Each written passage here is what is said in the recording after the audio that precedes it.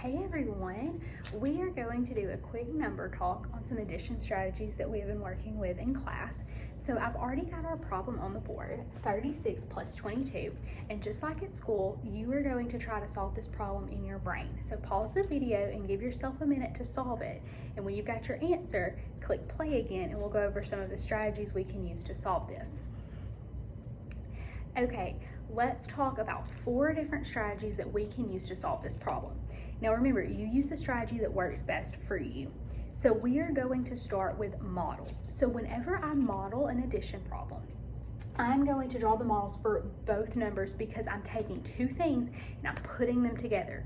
So I have 36, so I'm going to draw my models for that. There are 3 10s and 6 1s.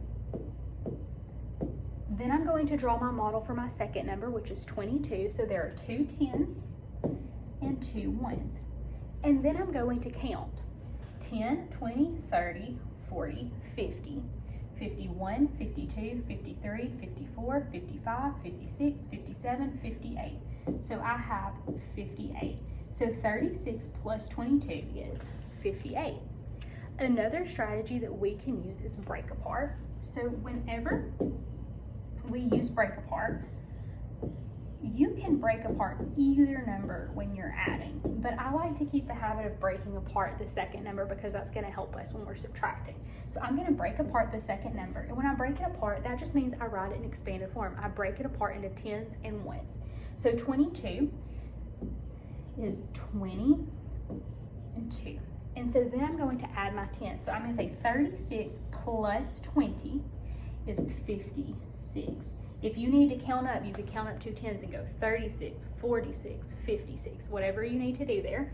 Then I have 2 1s that I need to add, so 56 plus 2 is 58. Another strategy that we can use is expanded form. So whenever I solve in expanded form, I am going to write both numbers because I'm adding in expanded form 30, 6, 22. Then I'm going to start with my 1s. So 6 plus 2 is 8. 30 plus 20 is 50.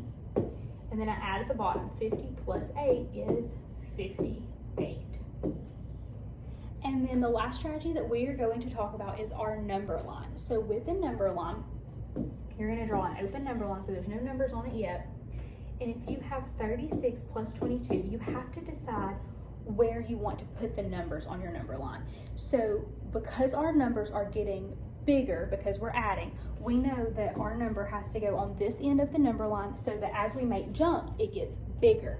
So I'm going to put the biggest number on the number line because that means I'm going to have the fewest jumps to make. So 36 is my bigger number, so I'm going to write 36. And then I'm going to start making jumps. Now, if I look at the number 22, there are 2 10s in 22, so I can make 2 jumps of 10. 36 plus 10 is 46. 46 plus 10 is 56. And then I need to make 2 jumps of 1. 56 plus 1 is 57, and 57 plus 1 is 58. And my answer is 58. And to make sure that you did it correctly, your jumps should equal that second number. So 10, 20, 21, 22. So you made all 22 jumps and your answer was on the line. I hope you have a great week. Continue using these strategies as you're practicing your math problems at home, and we'll be practicing them in our groups as well.